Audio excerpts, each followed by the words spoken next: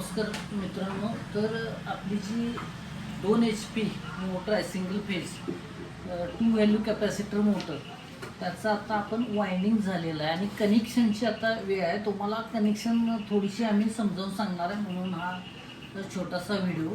Just close घ्या. ही 4 पोलची motor आहे. आता त्यापैकी 1 2 3 4 हे जे पोल आहेत हे स्टार्टिंग वायंडिंगचे आहेत. आपण याचा विचार नंतर करूया, गोंधळ करून घ्यायचा नाही.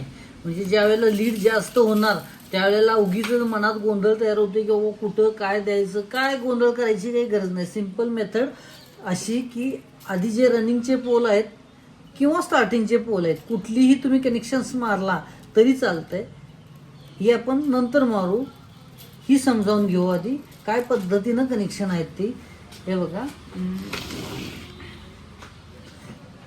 हा आपण रेड कलर जी लीड काढलेली आहे, रनिंगचा टॉप आहे. हा टॉप हा या ग्रुपचा बॉटम आहे. बॉटम टू आपण बॉटम काढलेला आहे, टॉप टू टॉप दिलेला आहे जॉईंट.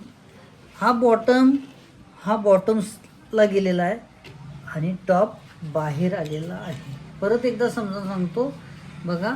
या ग्रुपनी सुरुवात आपण करूया. कोणत्याही ग्रुपनी केली तरी चालते. प्रत्येक वाइंडरचं एक विशेषता असते की टॉप कुठल्या पॉईंटला पकडायचा, म्हणजे सुरुवात कुठली शेवट कुठली. तर आम्ही हा पकडलेला आहे जो की लहान कॉईलचा जो सुरुवात आहे त्याला आपण पकडलेला आहे की हा टॉप आपण. आणि कुठलाही वाइंडर या राईट टू लेफ्ट जाऊ शकतो किंवा लेफ्ट टू राईट येऊ शकतोय. आपली पद्धत आहे की राईट टू लेफ्ट जायचं, तर आपण त्या पद्धतीनं जातोय. पुन्हा एकदा बघा, हा आपण टॉप बाहेर काढला आहे.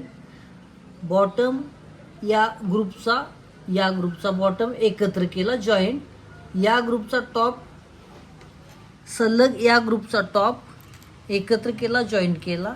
या ग्रुपचा बॉटम सलग दुसऱ्या ग्रुपचा बॉटम एकत्र जॉईंट केला आणि राहिलेला जो टॉप आहे तो अशा पद्धतीनं बाहेर आला, म्हणजे टॉप बाहेर आला. अशाच पद्धतीनं जे स्टार्टिंग वाइंडिंगचं जे कनेक्शन आहे हे या पद्धतीनं होईल. ओके, थँक्यू, धन्यवाद.